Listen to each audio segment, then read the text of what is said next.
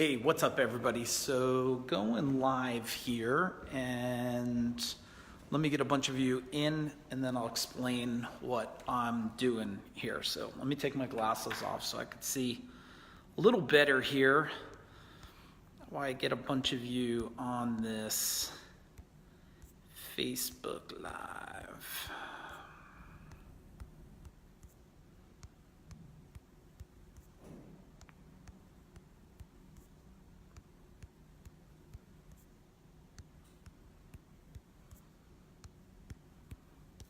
All right, a bunch of you jumping on. Cousin Jeff, what's up? Art, what's happening? Matt, Gabe, Dan, what's going on? Let's get some more people on here.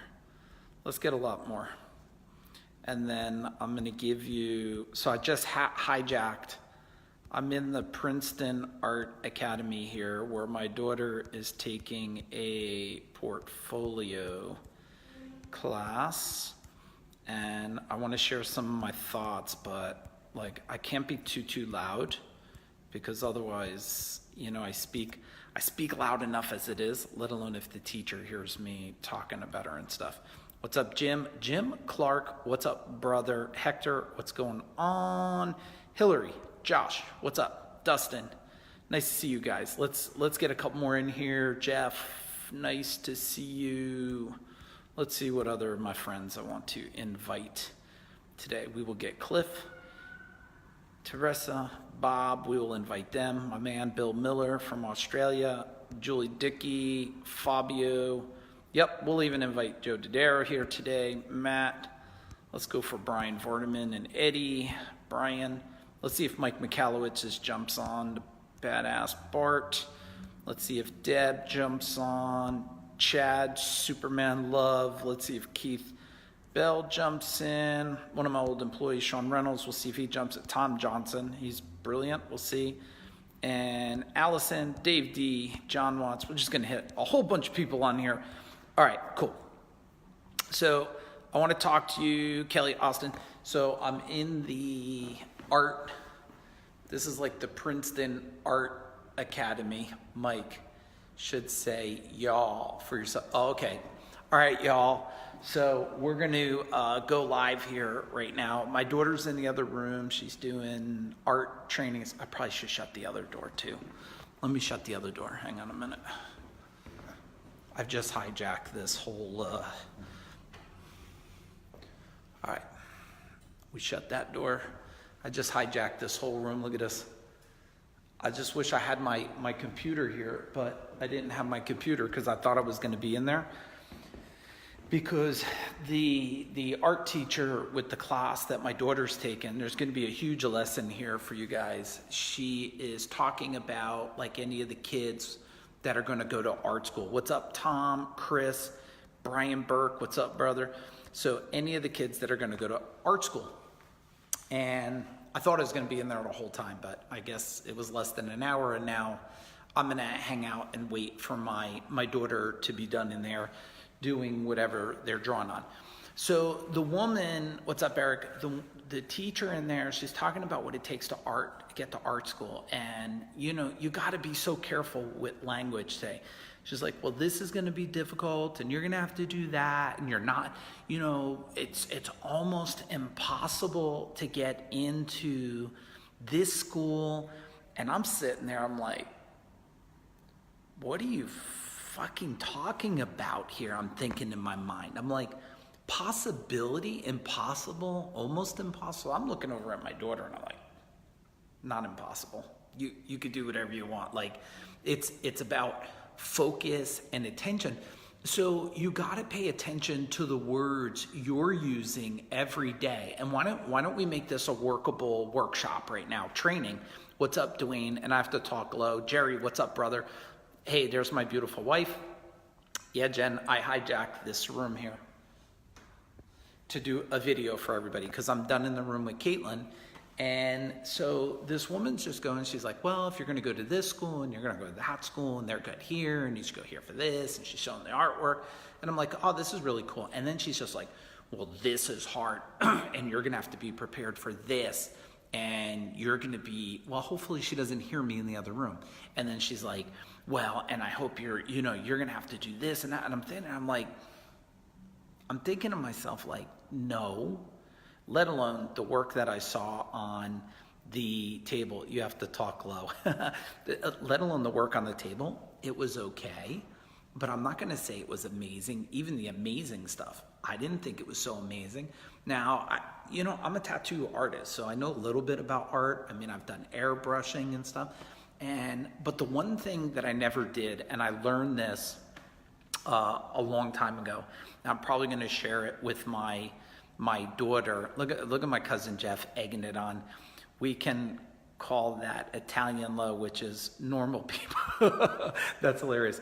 So I'm going to share a story with you guys, but it made me think in there. So when I wanted to become a tattoo artist, which goes back, geez, Jeff, how long ago is it for tattooing? I mean, this goes back a long time ago. I mean, tattooing goes back 27, 28 years ago, maybe longer. And what's up, Rob? When I wanted to go learn how to tattoo, I was calling art studio, tattoo parlors. And I was like, well, I wanted to come and see what it would take to I am whispering, to tattoo. And the one guy in Wayne, he said to me, he says, well, do you have art schooling? And I said, no, I don't have art schooling. And he's like, if you don't have art schooling, you're not going to be able to come here and work. Like, you need art schooling. And I was like, okay, well, I don't have that. So what other option? Now I'm sitting here and I'm like, are you fucking kidding me? Like, I'm already living on my own. I'm already probably starting a business at that time. And you're going to sit here and tell me, like, without an art degree, you can't do tattoos.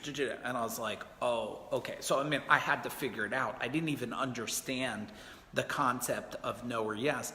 And I'm wondering, he's in some art studio. Yeah, I'm here. And so I'm wondering, oh, she's in there. Maybe she's looking for me now. I'm wondering how many people want to do things, and what is the language you're using towards to make the outcome happen. Like, well, let's do this. Greg, what's happening? What kind of language are you using in your culture that one person could look at it maybe negatively? Or with your children, or with anything.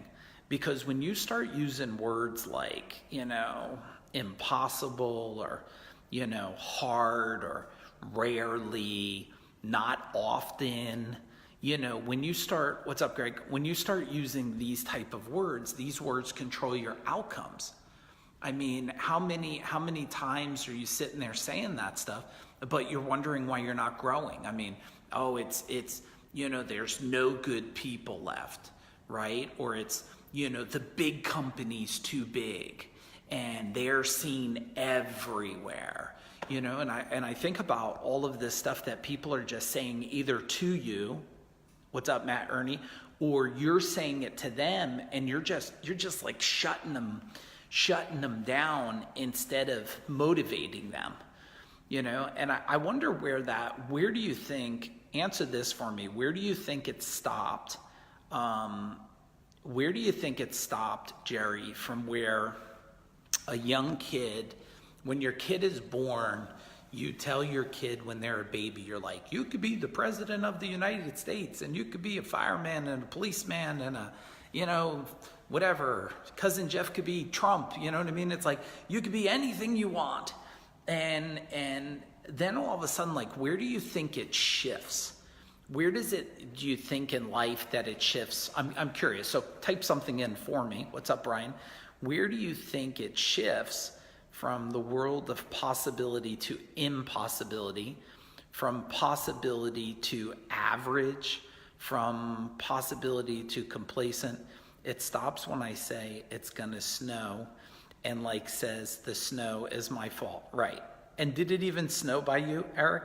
I'm curious if you got any snow that did anything, because I completely wanted to re-manifest snow in your area, but I manifested it down by us. Heather says, school, we train our kids to stop, to listen, to don't. Yeah, it did. What's up, brother Tony? So I'm sitting here and I'm thinking about, like, you got to choose your words really, really carefully, and your belief system. I had one of the greatest texts today, and I get a lot of really good text every day. And this is from Eric, and Eric was a warrior. Maybe 3 years ago, he was a warrior. 4 years ago, he was one of my beginning warriors. Eric, he had a company, and he still has a company in New Jersey. And he sent me a text today, and he says, hey, I'm sending some people to your February 5th to 8th Service Business Edge event, and because they're going to take over this from me, and he's building a school, a technical school that teaches people. And he says, I just want to thank you, because what you did, he was small. He goes, we're 70 employees now. So I had like a proud, like, father moment there, because I was like, man, he was small, struggling, frustrated, aggravated in his business. And then I get this text now, and he was a warrior for maybe 2 years. I don't remember if it was a year or 2 years. And then I get the text out of the blue. He's like, hey, I'm sending people to the February event, and we're 70 employees, and I wanted to thank you for that. And I was like, oh man, that just feels so good, because that's changing 70 employees' lives. It changed the owner's life. Now he's building a trade school or something he has. So he's going to bring people into the industry, and he's going to change lives there. And that's all from it. Now imagine if when I met him, imagine this, Heather, if when I met him, I said, come on, man, you're like in a shitty little area. You don't have any experience. It's really, really difficult to grow a business. It's hard to make a lot of money. It's hard to build wealth. Like, that's gonna be difficult. I would probably send them into a damn state of fucking depression or something. You know what I mean? Instead of what I find out all the time, like most of you, a lot of you on here that have come to CEO Warrior events, what happens? There's an ignition, there's an awakening, there's a possibility. And when you see it, you're like, if this wacky tattooed fucking guy here, if he could build a big ass $32 million company, if he could do this stuff, well, why the hell can't I? And you're right, you can. And it's possible, and it's doable. And it's easy if you let it be easy, and you just do the work. I mean, just listen about it. So it got me thinking in there as I was hearing it just keep going, and I'm sitting there, they're probably looking at me, my eyes are rolling in the back of my head, because all I know is live in the land of possibility, right? Live in the land of just, I think like Jerry said, don't let anybody else project limiting beliefs. I'm like this, I want to get in a school, I will get in that school. If I want to train with somebody, I will go train with that person. Well, first off, marketers don't know anything else but strategic marketing to get the outcome that they desire. And once you have the marketing down, sales just locks in the deal, right? Masterful communication. So just don't let people give them limiting beliefs and difficulties. Like and it goes back to goals and targets, right? And there was something else I was doing with my daughter not long ago. We were talking about SMART goals, specific, measurable, attainable, relevant, time-driven. And I'm like, I'll give you a SMART goal. How about this? It's a target. It's a target that you choose and say, I'm going to do this. And then there's things that you can do in place to move you forward on that. Like if you're going to go for a target and that target has leverage on it, well, you're going to get there sooner than later, right? And how hungry are you for this, right, Jerry? I mean, how hungry are you to just, you got to be so passionate, so fueled by power. Like when I decided with Rob that we were going to jump in publicly, we were helping companies for 3 years, when we weren't in the public, except a lot of these companies were growing by 2, 3, 5 times, and they didn't want to give me credit. They wanted to give, well, they didn't give other people credit. It was perceived that these other people helped them. I'm like, what are you talking about? I told them what to do, how to do it, when to do it, operational systems, marketing, on and on. I was like, and then when we finally came out, like I didn't step in to do CEO Warrior, like just to tiptoe into things. I mean, I stepped in it to change the planet. I mean, to punch a hole in the system, to say things no one else was saying. What's up, Chris? To give training in no other way that somebody was doing. I was just telling one of my warriors today, I'm like, look, no matter what you do, you should send people to either our Phone Warrior, Road Warrior, leadership outbound training. Why? Because I know there's no other training on the planet. I don't need to sell someone the training. The training is made to shift permanent mindsets, create transformation, and make people create results that they never even thought was imaginable. That's what that type of impact does. And a lot of people, they just don't have that, they just didn't spend the time to create impact because either they're clouded with delusion or something like that. So I want you now here's what's even more powerful is not what other people say to you. Okay, it's not what other people say to you. What's up, Steve? It's what you say to yourself. And Steve, I want to summarize this for you guys. I've been talking about, which all of you I think should listen to. I think it's fabulous. I just started it again, which is Napoleon Hill's book, Outwitting the Devil. I'm on my second round of the book right now. And he talks about a theory, what's up, Brian, about harmonic rhythm. He talks about, what's up, Noah? He talks about harmonic rhythm. And when you think about harmonic rhythm on how it creates an impact, it's not even what other people say to you, it's what you say to yourself over and over and over again. Like if you sit here and say, I'm fat, I'm disgusting, I'm lazy, I'm not smart, I'm stupid, I'm not a business builder. I mean, what's the opposite of that if you said it every single day? And if you do say something, or even if you don't, here's the thing where people get stuck.